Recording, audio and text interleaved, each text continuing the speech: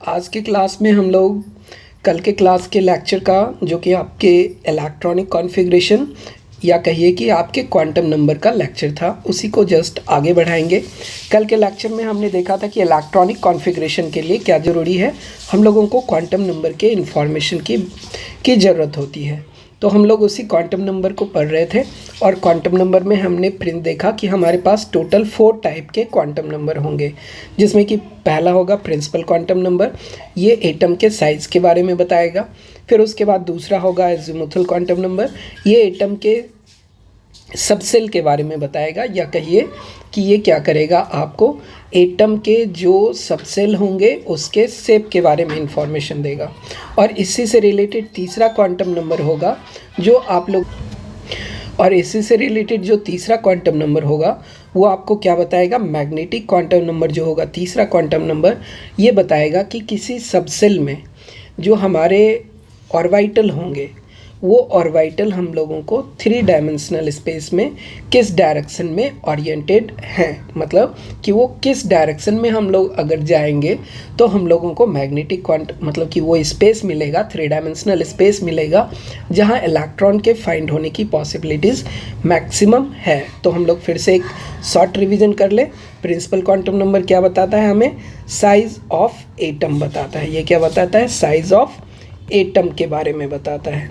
फिर उसके बाद एजीमुथल क्वांटम नंबर क्या बताता है, ये हम लोगों को साइज़ ऑफ एटम के साथ साथ क्या बताता है, principal quantum number shell number को भी बताता है। सेल कहने का मतलब जिस आउटरमोस्ट सेल में हमारा लास्ट इलेक्ट्रॉन प्रेजेंट है तो उसके ही वैल्यू को रिप्रेजेंट करता है प्रिंसिपल क्वांटम नंबर। उसकी मैक्सिमम वैल्यू हम लोगों को क्या होगी, आउटरमोस्ट सेल की वैल्यू होगी। तो उसी के रिस्पेक्ट में हम लोग साइज भी कैलकुलेट कर पाएंगे। दूसरा जो क्वांटम नंबर होता है ये क्या बताता है, सब सेल को बताता है। और सब सेल में ये इसके हेल्प से हमें क्या पता चलता है, इसके हेल्प से हमें पता चलता है शेप ऑफ इसमें हम लोगों को क्या होगा, शेप ऑफ सब सेल, ठीक ना। या कहिए कि शेप जिस 3 डायमेंशनल स्पेस में कि किस शेप में हमारा जो इलेक्ट्रॉन का क्लाउड होगा वो किस शेप का होगा, स्फीयर टाइप का होगा, डम्बल टाइप का होगा, डबल डम्बल टाइप का होगा, या हम लोगों को कम्प्लेक्स स्ट्रक्चर होगा।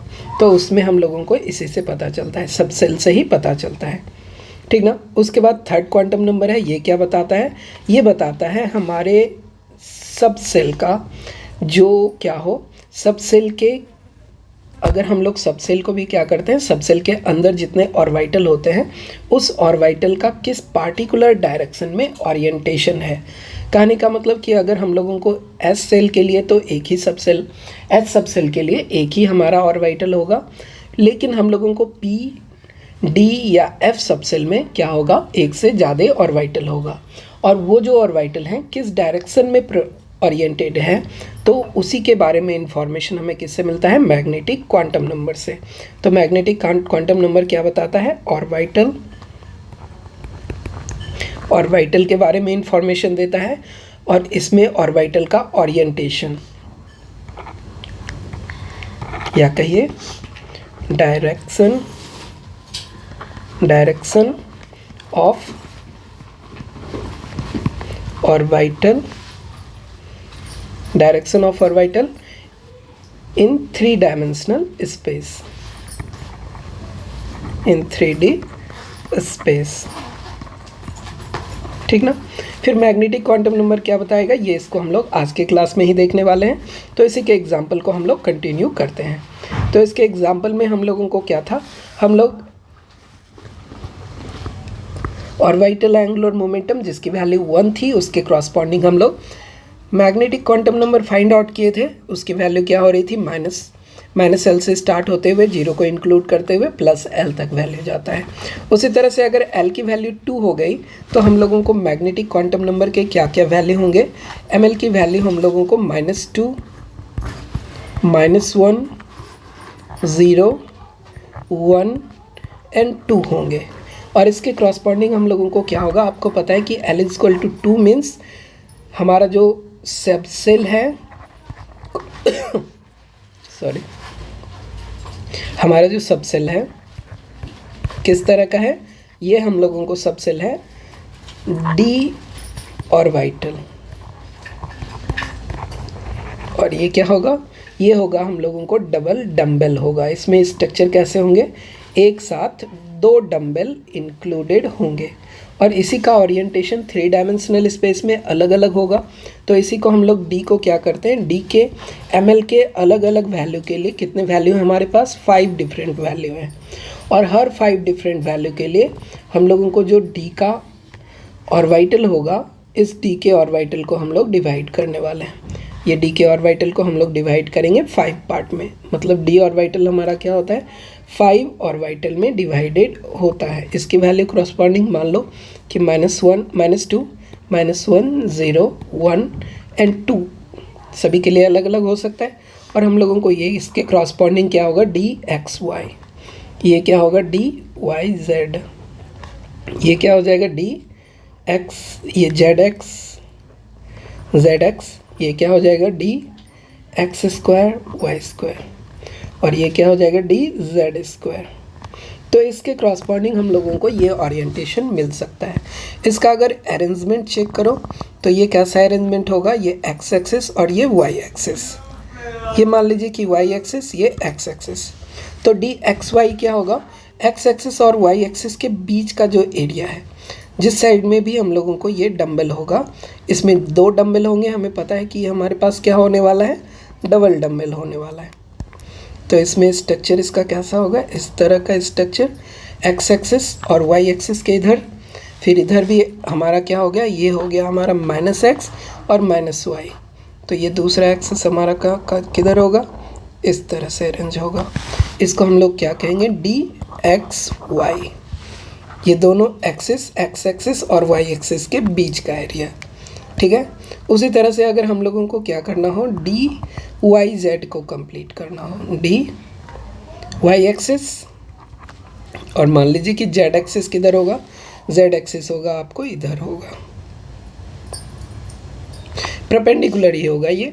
मतलब कि ये अगर इसको हम लोग मान लीजिए कि इसको जेड रिप्रेजेंट कर रहे हो आप, ठीक ना। 3 डायमेंशनल स्पेस में अगर हम लोग देखें तो ये जेड हो गया। तो मान लीजिए कि अगर ये जेड और वाई और जेड को रिप्रेजेंट कर रहा है तो इसमें डी वाई जेड क्या हो जाएगा? डी वाई जेड हो जाएगा। इसके बीच का ये वाला एरिया इधर से पास करता हुआ और फिर इधर से ये एरिया पास करता हुआ, ठीक ना, एक जैसा ही होगा। तो इस तरह से ये डी वाई जेड। इसी तरह से हमारा क्या होगा? डी, ये अगर हम लोगों को z और ये क्या हो जाए? x हो जाए। z एक्सिस और x एक्सिस के बीच का एरिया ये हो जाएगा।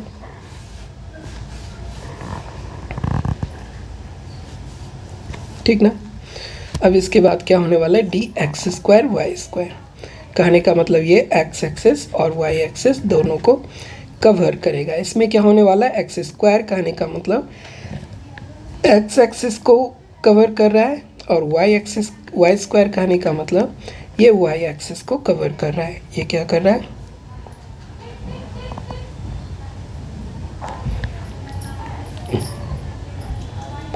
ये क्या हो गया?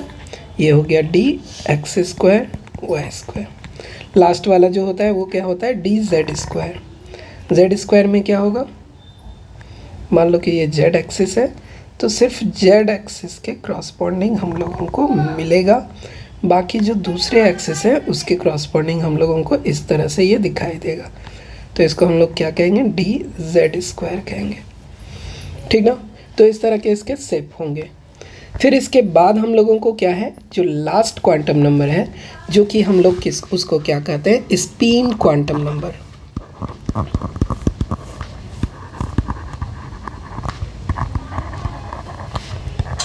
इसके हेल्प से हमें क्या पता चलता है?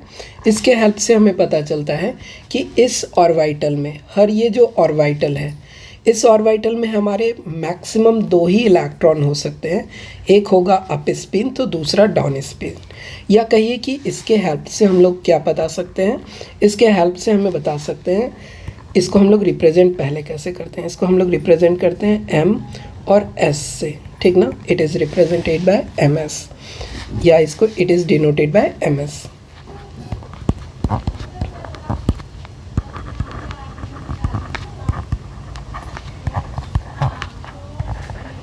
MS, it has only two value,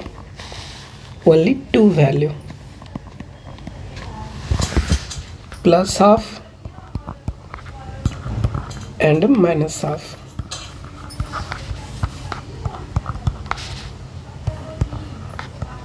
Corresponding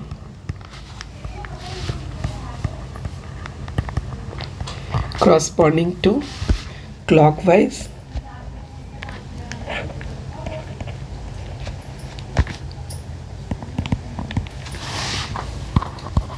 and anti-clockwise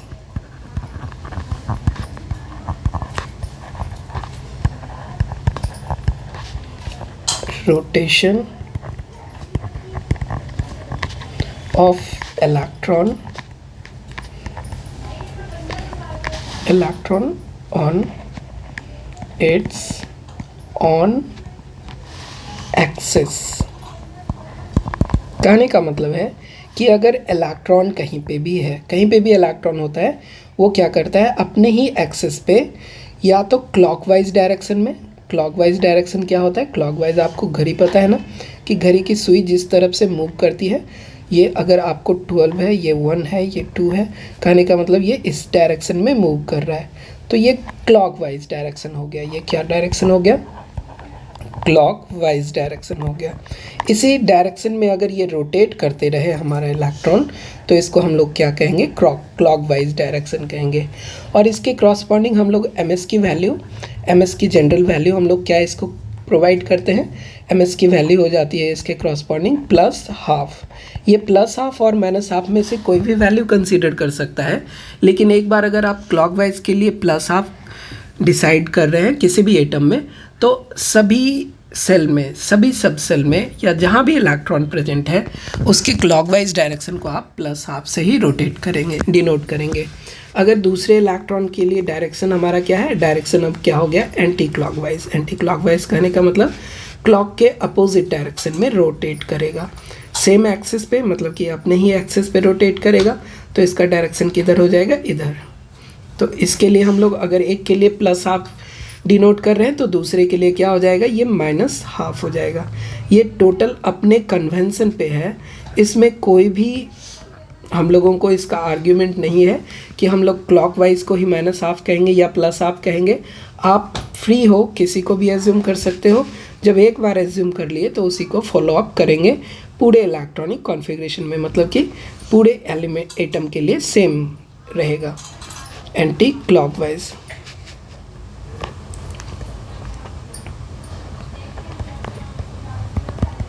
ठीक ना? तो इसके हेल्प से अब हम लोग क्या फाइंड आउट कर पाएंगे?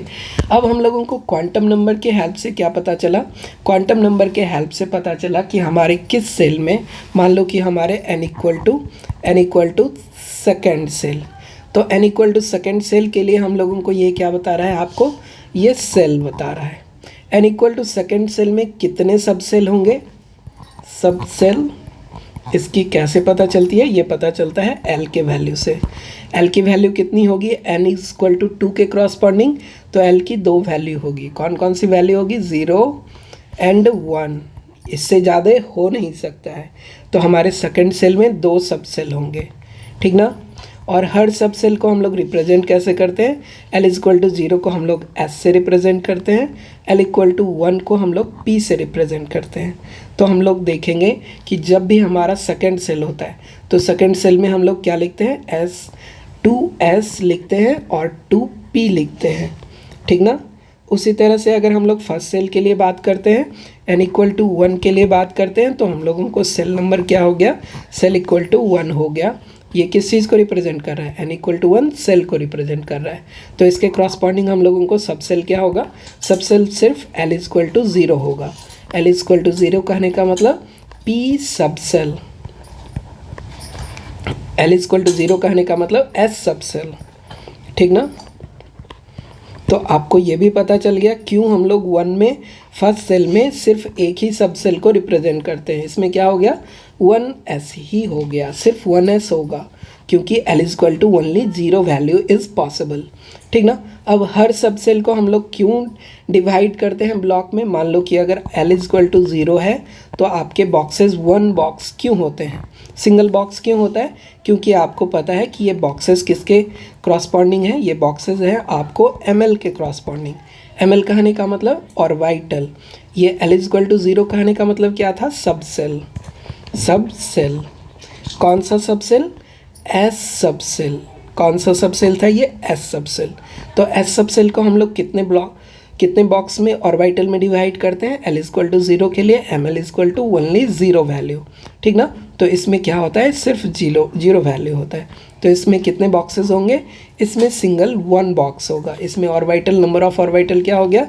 नंबर ऑफ ऑर्बिटल इसका 1 हो गया। तो अब आपके इलेक्ट्रॉनिक कॉन्फ़िगरेशन का जो भी हम लोग यूज़ करेंगे, एसपीडी नोटेशन यूज़ करेंगे या बॉक्स डायग्राम यूज़ करेंगे, सभी के लिए आपके पास इंफॉर्मेशन पहले से पता है।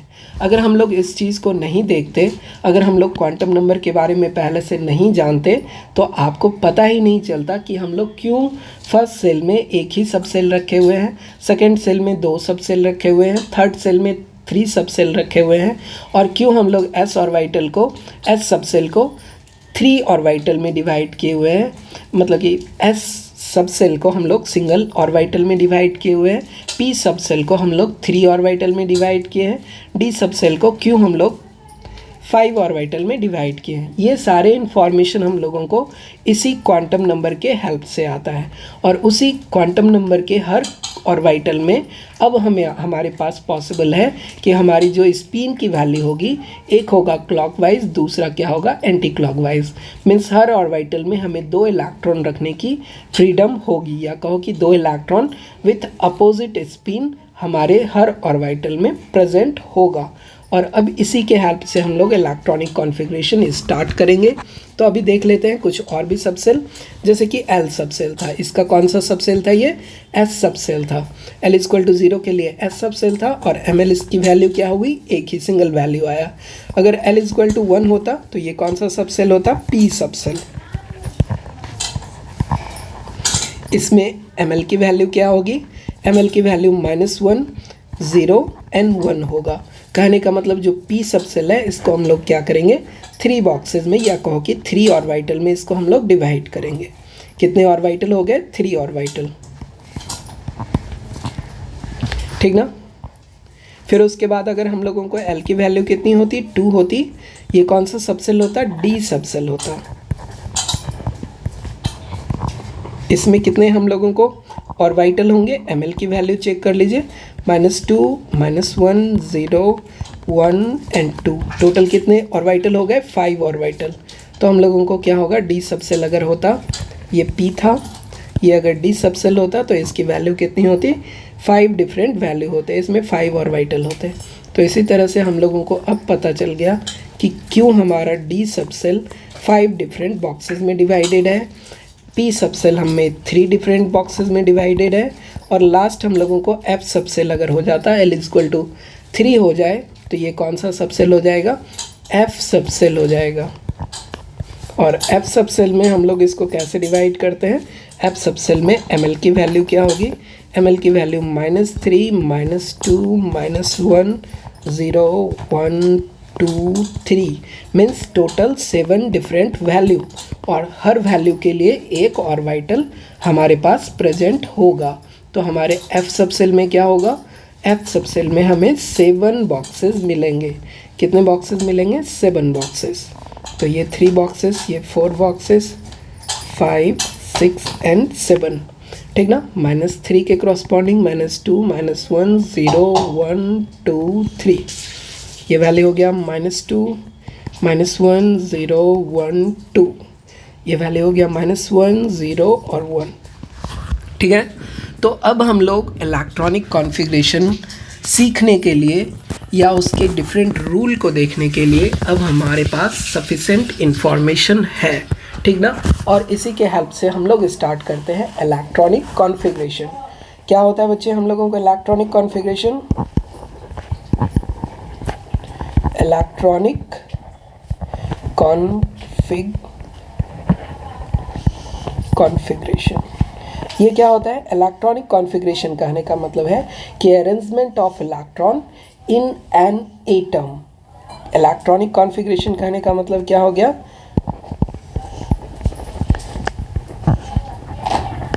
Arrangement of electron in an atom according to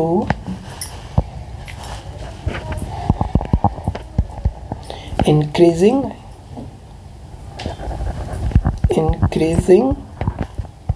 energy level। अगर किसी भी एटम में, ठीक ना, अगर हम लोग किसी भी एटम में उसके डिफरेंट इलेक्ट्रॉन को सजाना स्टार्ट करें या उसको भरना स्टार्ट करें, तो उसी का जो अरेंजमेंट होगा, सबसे पहले हम लोग किसको फिल करेंगे? किस ऑर्बिटल को फिल करेंगे? जिसकी एनर्जी कम होगी या जिसकी एनर्जी सबसे कम होगी उसको सबसे पहले फिल करेंगे। जब वो कम्प्लीटली फिल्ड हो जाएगा तब उससे हायर एनर्जी लेवल वाले ऑर्बिटल को हम लोग फिल करेंगे। यही हमारा प्रिंसिपल होगा।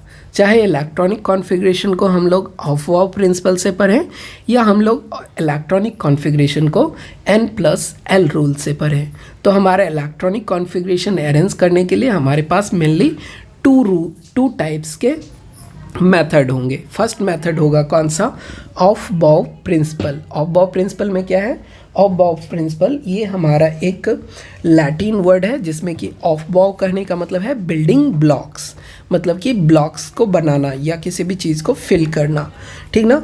तो उसमें हमारा क्या होता है? इसमें हम लोगों को टर्म्स होता है, ये हमारा जर्मन वर्ड है। ये जो हमारी ऑफ बाउ है इसकी मीनिंग क्या होती है? बिल्डिंग अप, किसी भी चीज़ को बनाना, ठीक ना। तो हमारे पास जो हमारे फर्स्ट रूल है इसमें जो ऑफ बाउ प्रिंसिपल है ये भी क्या करता है? किसी भी एटम को बनाता है, एटम के सेल को या ऑर्बिटल को अरेंज करता है। तो हम लोग इलेक्ट्रॉनिक कॉन्फ़िगरेशन के दो टाइप्स या दो मेथड पढ़ेंगे। फर्स्ट प्रिंसिपल क्या होगा? फर्स्ट प्रिंसिपल होगा ऑफ बाउ प्रिंसिपल।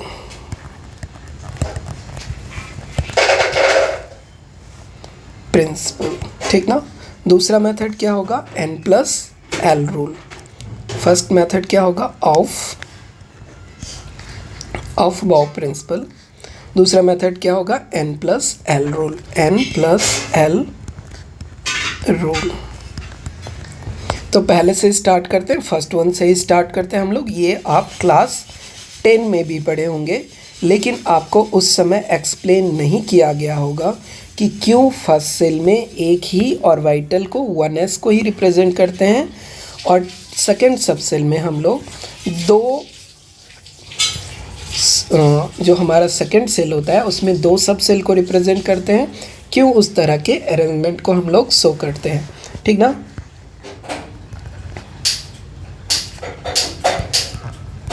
तो अब आप लोग हमें आशा है इसमें हम लोग सपोज़ करते हैं कि आपने ऊपर के लेक्चर को, फर्स्ट लेक्चर को देखा है और सेकंड लेक्चर को देखा है, जिसके हेल्प से आप लोग क्या कर पाओगे? ईजिली अंडरस्टैंड कर पाओगे कि क्यों ये अरेंजमेंट हमारा होता है। हम लोग जब भी इसमें हम लोग सेल का रिप्रेजेंटेशन करते हैं, ऑफ बाउ प्रिंसिपल में जो हमारा सेल रिप्रेजेंटेशन होगा, आप क्या देखोगे? 1s। ये 1 क्या है? ये 1 रिप्रेजेंट करता है आपको प्रिंसिपल क्वांटम नंबर n को, और ये s क्या है? ये रिप्रेजेंट करता है एज़िमुथल क्वांटम नंबर l को, या कहिए कि एंगुलर ऑर्बिटल मोमेंटम को रिप्रेजेंट करता है, या इसको हम लोग सब्सिटरी क्वांटम नंबर भी कहते हैं। तो इसी तरह से रिप्रेजेंटेशन किया जाता है किसी भी सबसेल को। किसी भी सबसेल में मतलब कि या कहो कि ऑर्बिटल का अगर रिप्रेजेंटेशन करना हो तो पहले हम लोग क्या लगाएंगे? पहले लगाएंगे कि कौन सा सेल है, और कौन से सेल कहने का मतलब n और l के फॉर्म में लिखते हैं, और इसमें जितने एटम प्रेजेंट होंगे ऊपर हम लोग इसके नंबर को रिप्रेजेंट करेंगे।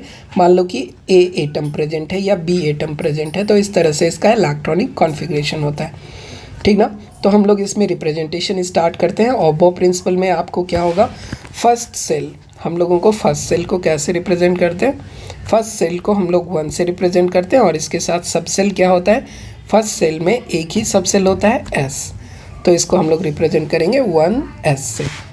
सेकेंड सेल में हम लोगों को क्या होगा, सेकेंड सेल स्टार्ट होगा 2 से और इसमें कौन कौन से सब सेल होंगे, 2 का S प्रेजेंट होगा और 2 का हम लोगों को क्या प्रेजेंट होगा, P भी प्रेजेंट होगा, तो हम लोगों को 2S और 2P ही इसमें होंगे, ठीक ना।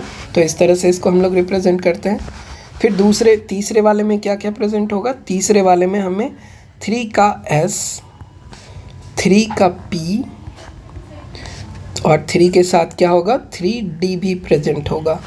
थर्ड सेल में आपको n=3 के लिए, n=3 के लिए L की वैल्यू क्या क्या होगी, 0 होगी, 1 होगी और 2 होगी।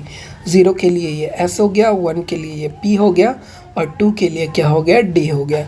तो इसी को दोनों को कंबाइन करके रिप्रेजेंट करते हैं। ऑर्बिटल हमारा कौन सा जा रहा है, मतलब कि किस सब सेल के ऑर्बिटल को हम लोग फिल कर रहे हैं। तो इस तरह से ये रिप्रेजेंटेशन हो रहा है, ठीक ना। फिर उसके बाद हमारा फोर्थ वाले में क्या होगा, फोर्थ सेल में 4S से स्टार्ट करेंगे, फिर 4P, फिर 4 का D एंड 4 का F तक ही जाएगा। इसके मैक्सिमम वैल्यू F तक ही पॉसिबल है। फिर उसके बाद 5 का स्टार्ट होगा, 5 का S, 5 का P, 5 का D, 5 का F और 5 का G भी पॉसिबल है। S, P, D, F, G भी पॉसिबल है हमारे पास। अभी तक इसमें एक भी इलेक्ट्रॉन फिल नहीं हुआ है, लेकिन ये क्या है, हमारे लिए पॉसिबल है, तो ठीक है।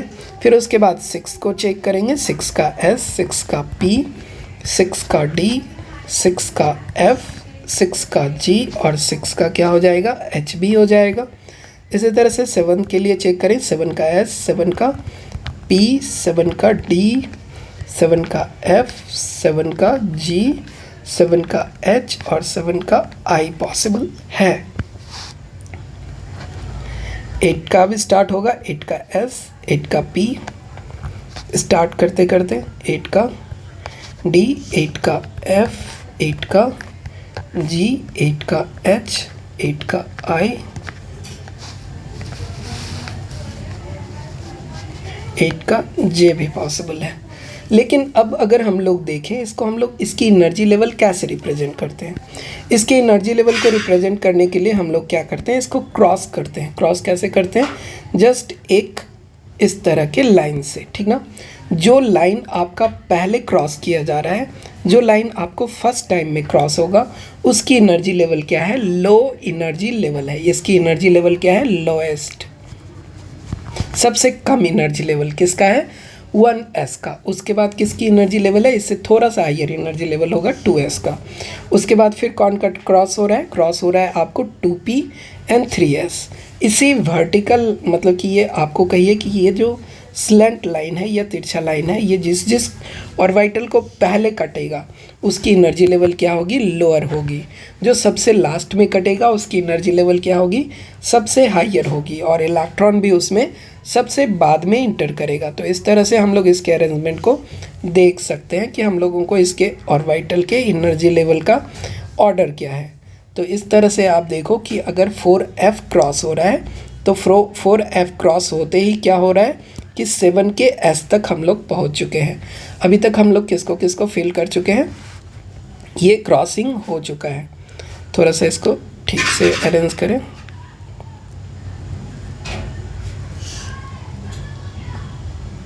ठीक ना। अब इसके बाद लास्ट कौन सा क्रॉसिंग होगा, अभी तक हम लोगों को 5 के F तक का ही क्रॉसिंग हुआ है, 5 के G को हम लोग क्रॉस नहीं किए हैं। और 5 के G का क्रॉसिंग अगर जब होगा उससे पहले हमारे पास क्या होगा, 8 के S को फिल करना होगा।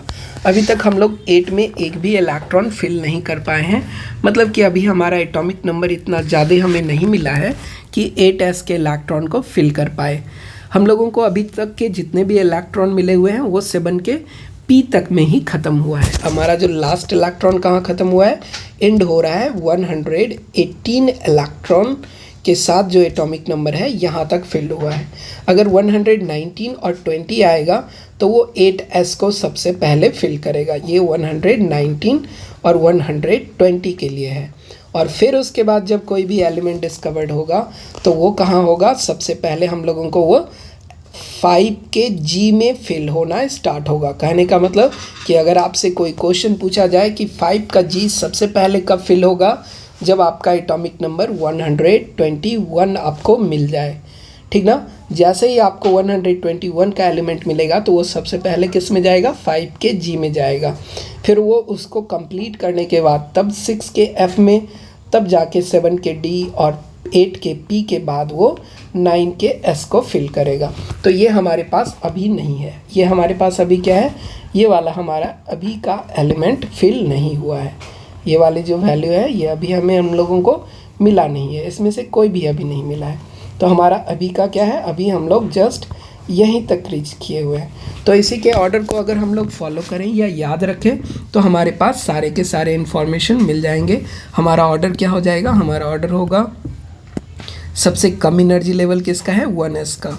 तो 1s को सबसे पहले फिल करोगे, उसके बाद किसकी एनर्जी लेवल है, उसके बाद आपको एनर्जी लेवल है 2s की। फिर उसके बाद आपको एनर्जी लेवल किसकी आएगी, 2p की। फिर इससे ज़्यादा एनर्जी लेवल किसका होगा, 3s की। और आपको इसके बाद ये तो क्या हो गया, ये n और l का इन्फॉर्मेशन है। और आपको ये भी पता होना चाहिए कि हम लोगों को s में जब एक ही ऑर्बिटल है और एक ऑर्बिटल में हमें मैक्सिमम 2 इलेक्ट्रॉन फिल कर सकते हैं, तो इसमें बॉक्सेस भी 1 होंगे और इसमें 2 ही इलेक्ट्रॉन फिल कर पाएंगे। p वाले के पास आपकी मैक्सिमम कैपेसिटी कितनी हो जाएगी, आपको पता है ना कि L इक्वल टू अगर 1 है तो ये p सबसेल है और p सबसेल में कितने होंगे, 3 ऑर्बिटल होंगे। तो हर ऑर्बिटल में आपको क्या होगा, एक एक करके पहले इलेक्ट्रॉन फिल होगा, फिर से एक एक इसको डबल कर पाएगा, मतलब कि इसकी टोटल कैपेसिटी हमें क्या हो जाएगी, 6 हो जाएगी। डी वाले की टोटल कैपेसिटी कितनी हो जाएगी, 10 हो जाएगी। और एफ वाले की टोटल कैपेसिटी हमें 14 नज़र आएगा, मतलब कि इतने इतने इसमें मैक्सिमम इलेक्ट्रॉन फिल कर सकते हैं। तो उसी को फॉलो करते हुए हम लोग इसको आगे बढ़ेंगे। इसको लेते हुए सबसे पहले 1s में 2 इलेक्ट्रॉन यूज़ करेंगे, फिर 2s में 2 इलेक्ट्रॉन यूज़ करेंगे, फिर जाके 2p में हम लोग 6 इलेक्ट्रॉन यूज़ कर सकते हैं, फिर जाके हम लोग 3s में फिर से 2 इलेक्ट्रॉन यूज़ कर पाएंगे, और फिर उसके बाद हम लोग 3 के p में 6 इलेक्ट्रॉन यूज़ करेंगे। और उसके बाद आप देखोगे कि एनर्जी लेवल किसका है, 3 के p के बाद आपको 4 का s पहले है, तब जाके आपको 3 का d है। इसके बाद क्या होगा, 4 का s फिल होगा, तब जाके आपको 3 के d ऑर्बिटल फिल होने स्टार्ट होंगे। 3 के d के बाद आपको किसकी फिलिंग होगी, 4 के p को फिल कर पाओगे। आप लोग किसको फिल कर पाओगे, 4 के p को। इससे ज़्यादा एनर्जी किसकी होगी, इसके 4 के p के बाद आपको 5 का s फिल होगा, ठीक ना। 5 का s फिल होने के बाद 5 के s को फिल करने के बाद अब इसके बाद नेक्स्ट लेवल किसका आएगा, 4 के d का एनर्जी लेवल आएगा। फिर सबसे पहले कौन फिल होगा, फिर आपको 4 का हम लोगों को क्या होगा, 4 का d फिल होगा। 4 के d को फिल करने के बाद आप किसको फिल कर पाओगे, 5 के p को फिल कर पाओगे, और 5 के p के बाद आपको 6 का s फिल होगा, ठीक है। अब इसके बाद जो हमारी एनर्जी लेवल की वैल्यू आएगी वो क्या आएगी, 4 का f हो जाएगा। इसके बाद हम लोगों को 5 का d होगा। इससे के बाद हम लोगों को 6 का p हो जाएगा, और 6 के p के बाद 7 का s फिल होगा, ठीक है। फिर उसके बाद हम लोगों को क्या फिल होने वाला है, 5 का f फिल होने वाला है। इसके बाद हम लोगों को क्या फिल होगा, 6 का d, फिर उसके बाद 7 का p, तब जाके हम लोगों को 7 का p ही अभी तक फिल हुआ है, और 8 का s उसके बाद, ठीक ना। तो अभी तक हम लोग क्या देखे हैं, अभी तक हम लोग f में 2 जो फिल हो रहा है, ये हमारा 4 का f और 5 का f फिल हुआ है। 6 के f को अभी तक हम लोगों ने टच नहीं किया है। नेक्स्ट अब जो लेवल होगा वो किसका होगा, 6 के एफ से स्टार्ट होगा। अब आपको कहाँ से फिलिंग स्टार्ट हो जाएगी, 5 का जी, उसके बाद 6 का एफ। 6 के एफ से पहले क्या होगा, एक न्यू सबसेल इंट्रोड्यूस हो जाएगा, जिसमें कि हम लोग क्या कहेंगे, 5th सेल में हम लोगों को जी सबसेल इंट्रोड्यूस हो जाएगा। लेकिन अभी तक हम लोगों को उसकी ज़रूरत नहीं है। इसी के हेल्प से आप क्या कर सकते हो, कोई भी इलेक्ट्रॉनिक कॉन्फ़िगरेशन को जो कि अंडर 118 का है, आप इसके इलेक्ट्रॉन को फिल कर सकते हो। अगर ये याद रह गया आपको, लाइन बाय लाइन अगर ये याद रह गया, तो इलेक्ट्रॉनिक कॉन्फ़िगरेशन लिखने में कोई आपको दिक्कत नहीं होगी, ठीक ना। तो इसी के इससे ही रिलेटेड एक एग्जाम्पल हम लोग स्टार्ट करते हैं। एग्जाम्पल हम लोग लेते हैं किसका, सोडियम का लेते हैं। सोडियम के पास कितने इलेक्ट्रॉन हैं, इसका एटॉमिक नंबर होता है 11, ठीक ना। तो अब आपके पास क्या है, आपके पास जितने भी सबसेल हैं, इस तरह से आप देखो कि कहाँ तक 11 इलेक्ट्रॉन को आप यूज़ कर पाओगे। तो 1s, फिर उसके बाद 2s, फिर उसके बाद 2p, फिर उसके बाद 3 का s, फिर उसके बाद 3 का p। चेक करते हैं कि क्या इसमें इलेक्ट्रॉन ये फिल हो जाएगा, इसमें इलेक्ट्रॉन बचेगा या नहीं बचेगा। तो 11 में से 2 को यूज़ कर सकते हैं हम लोग। s की मैक्सिमम कैपेसिटी कितनी होती है, 2 इलेक्ट्रॉन को होल्ड करने की, क्योंकि इसके जो ऑर्बिटल होंगे सिंगल ऑर्बिटल होंगे, तो इसमें 2 इलेक्ट्रॉन को हम लोग इस तरह से फिल कर पाएंगे। फिर उसके बाद 2 में भी क्या होगा, 2 के s में भी क्या होगा, फिर से इसमें 2 ही इलेक्ट्रॉन आप फिल कर पाओगे। फिर से ये किसका है, 2 का s, इसमें भी 2 सबसेल, इसमें भी हमारा क्या होगा, 2 इलेक्ट्रॉन चला जाएगा। 2 के p में कितने इलेक्ट्रॉन को आप फिल कर पाओगे, मैक्सिमम आप 6 इलेक्ट्रॉन को फिल कर पाओगे। क्यों, क्योंकि इसमें जो ऑर्बिटल होंगे वो 3 ऑर्बिटल होंगे, और हर ऑर्बिटल क्या करेगा, आपको एक इलेक्ट्रॉन फिल होल्ड करेगा पहले, उसके बाद ये डबल हो जाएगा, तो टोटल 6 इलेक्ट्रॉन। अभी तक हम लोग कितने इलेक्ट्रॉन को यूज़ कर चुके हैं, 2 + 2 4 + 6 10, एक इलेक्ट्रॉन ही बचा हुआ है। तो लास्ट वाले इलेक्ट्रॉन को आप कहाँ पे रखोगे, 3 के s में रखोगे। आपका लास्ट इलेक्ट्रॉन कहाँ जाएगा, 3 के s में जाएगा। और इस तरह से आप इसके इलेक्ट्रॉनिक कॉन्फ़िगरेशन को रिप्रेजेंट कर सकते हो। तो सोडियम का इलेक्ट्रॉनिक कॉन्फ़िगरेशन क्या होगा, सोडियम का इलेक्ट्रॉनिक कॉन्फ़िगरेशन होगा 1s2 2s2 2p6 और 3s1।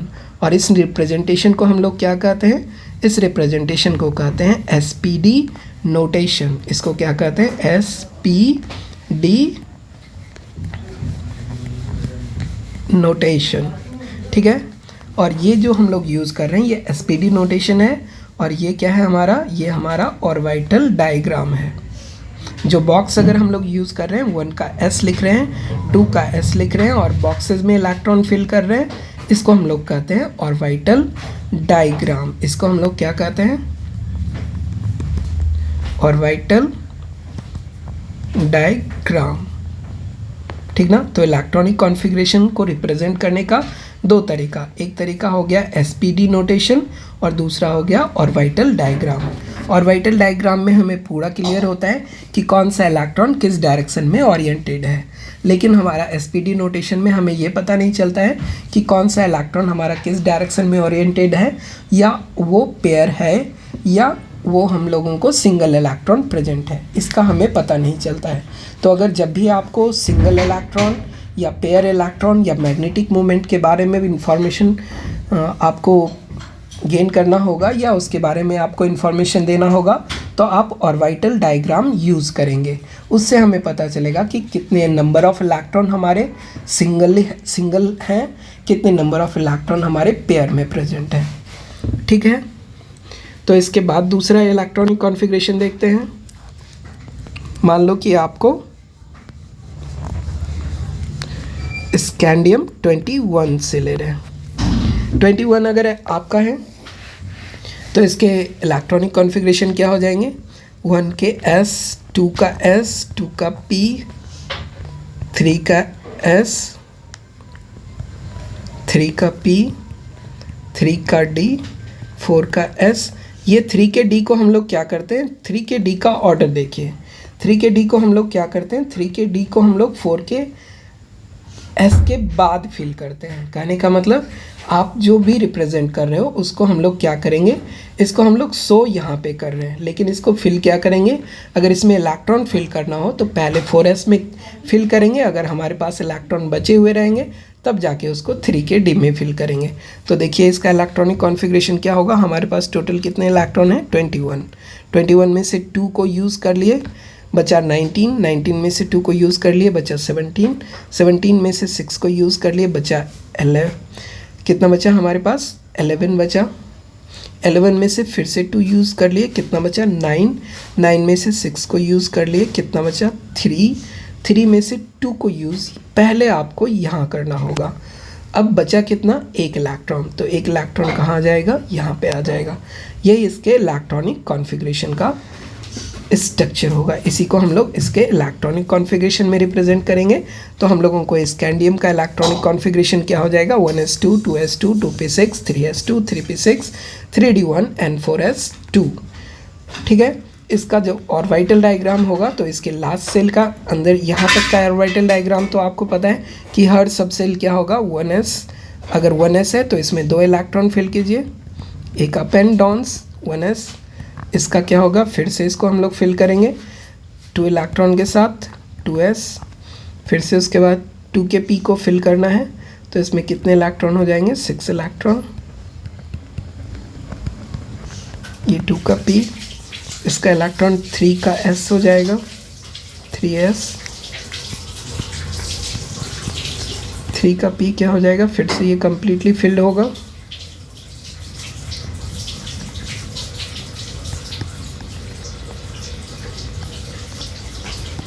का p लास्ट के ही इलेक्ट्रॉन को जहाँ पे कि वैलेंस सेल प्रेजेंट है, मतलब कि इसमें जो वैकेंट स्पेस प्रोवाइडेड होता है, या कहो कि जहाँ पे आपको ब्लैंक बचा हुआ है, जहाँ पे ऑर्बिटल कम्प्लीटली फिल नहीं हुए हैं, उसी के इलेक्ट्रॉनिक कॉन्फ़िगरेशन को हमें थोड़ा ध्यान से रिप्रेजेंट करना होता है। 3k-d में क्या होगा, 3k-d में आपको 5 बॉक्सेस होंगे, इस तरह से बॉक्सेस कितने होंगे इसके 5, और इलेक्ट्रॉन इसमें कितना प्रेजेंट होगा, एक ही इलेक्ट्रॉन प्रेजेंट होगा 3 का d, और 4s में क्या होगा, कम्प्लीटली फिल्ड है 2 इलेक्ट्रॉन, 4s का 2 इलेक्ट्रॉन, इस तरह से, ठीक ना। और आपको पता है कि d ऑर्बिटल के लिए हमारा क्या होता है, n-1 का d, और ns को हम लोग कंसीडर करते हैं एज लाइक वैलेंस सेल, या कहो कि इसके ऑटोमोस सेल की तरह ही इसको ट्रीट करते हैं। डी को हम लोग क्या ट्रीट करते हैं, ऑटोमोस सेल, क्योंकि इसकी एनर्जी लेवल का डिफरेंस क्या होता है, बहुत कम होता है, इसलिए 4s से कभी इलेक्ट्रॉन इधर ट्रांसफ़र होगा और कभी 3d से 4s में चला जाएगा अगर ज़रूरत पड़ेगी तो, ठीक ना। तो ये हमारा इलेक्ट्रॉनिक कॉन्फ़िगरेशन है। इसी इलेक्ट्रॉनिक कॉन्फ़िगरेशन को कभी कभी आपको शॉर्ट फॉर्म में लिखना है, तो उसको कैसे हम लोग रिप्रेजेंट करते हैं, शॉर्ट फॉर्म में रिप्रेजेंट करने के लिए अगर शॉर्ट फॉर्म यूज़ करना है तो शॉर्ट फॉर्म में क्या करेंगे हम लोग, शॉर्ट फॉर्म में हमारे लिए रूल है कि नोबल गैस को आप चेक करो, आपका नोबल गैस कौन कौन सा है, helium, neon, argon, krypton, xenon and radon. इसके एटॉमिक नंबर को चेक कीजिए, 2, 10, 18, 36, 54 एंड ये क्या हो जाएगा हमारा, ये हो जाएगा हमारा 86, ठीक ना। तो इस सभी के बाद लास्ट वाले नोबल गैस को हम लोग नहीं कंसीडर कर रहे हैं, जो कि हम लोगों का क्या होगा, अनऑक्टियम या ऑन्टिजोन, अभी क्या हुआ है उसका नाम दिया गया शायद ऑन्टिजोन है, ठीक ना। तो उसको हम लोग छोड़ रहे हैं। तो इसी के हेल्प से हम लोग क्या करते हैं कि जो भी एलिमेंट का इलेक्ट्रॉनिक नंबर, जो भी इलेक्ट्रॉनिक कॉन्फ़िगरेशन ड्रॉ करना है, जैसे कि स्कैंडियम के लिए ही बात करें तो स्कैंडियम का एटॉमिक नंबर क्या है, 18 से लेके 36 के बीच का है। तो इसमें हम लोग क्या करेंगे, इसमें से हम लोग 18 सब्सट्रैक्ट करेंगे, जो नोबल गैस इससे पहले है उसको हम लोग सब्सट्रैक्ट कर लेंगे। तो बचा कितना एलिमेंट, बचा इसके पास 3 इलेक्ट्रॉन। तो हम लोग इसको अरेंज कैसे शो करेंगे, अगर हम लोगों को स्कैंडियम का शॉर्ट फॉर्म चाहिए इलेक्ट्रॉनिक कॉन्फ़िगरेशन का, तो हम लोग इसको रिप्रेजेंट करेंगे, आर्गन को बॉक्स में डालेंगे इस तरह के स्क्वायर ब्रैकेट में, और बचा कितना इलेक्ट्रॉन, 3 इलेक्ट्रॉन। आपको पता है कि ये कौन से सेल में है, ये था आपको फर्स्ट सेल में, ये था सेकंड सेल में, ये था हमारा कौन सा सेल, थर्ड सेल कंप्लीट कर चुका है। थर्ड 3 का हम लोगों को क्या कंप्लीट हो चुका है, 3 का S 3 का P कंप्लीट हो चुका है। अब हम लोगों को कहाँ से स्टार्ट होगा, 4 के S से स्टार्ट होगा। तो 4 के S में तो हम लोग उसको बाद में लिखेंगे, पहले क्या होगा, 3 का D इनकम्प्लीट है, 3 के D में बाद में फिल करेंगे। 4 के S में पहले 2 इलेक्ट्रॉन और 3 के D में 1 इलेक्ट्रॉन। इस तरह से इसका इलेक्ट्रॉनिक कॉन्फ़िगरेशन होगा। स्कैंडियम का short form of electronic configuration क्या होगा, ये हो गया आर्गन 3D14S2। ये किसका इलेक्ट्रॉनिक कॉन्फ़िगरेशन है, स्कैंडियम का। इसी तरह से अगर आप लोगों को कोई इलेक्ट्रॉनिक कॉन्फ़िगरेशन 55 का लिखना है तो 55 में कौन सा हो जाएगा, 55 में आपको सीजियम हो जाएगा। इसके इलेक्ट्रॉनिक कॉन्फ़िगरेशन को आप इजीली रिप्रेजेंट कर सकते हो, ज़ेनॉन 54। और बच गया आपको, चेक कीजिए ये किस ब्लॉक में होगा, 4, और ये कौन सा था, 5th। तो 5 तक का कंप्लीट है। तो हम लोगों को नेक्स्ट कौन सा स्टार्ट होगा, 6 का। 6 के S में 1 इलेक्ट्रॉन आया है, ठीक है। तो 6 के S से स्टार्ट होगा, फिर उसके बाद नेक्स्ट को हम लोग कंसीडर करेंगे।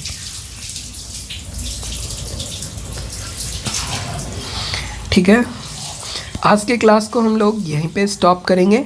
इस इलेक्ट्रॉनिक कॉन्फ़िगरेशन के हेल्प से हम लोग क्या कर सकते हैं, इस तरह से हम लोग देख सकते हैं कि कैसे हम लोग किसी भी एलिमेंट के इलेक्ट्रॉनिक कॉन्फ़िगरेशन को रिप्रेजेंट करते हैं, और क्यों हम लोगों को किस सेल में, मान लो कि फर्स्ट सेल में हमारे क्यों 1s ही हैं, ये आप अब टोटली एक्सप्लेन कर पाओगे।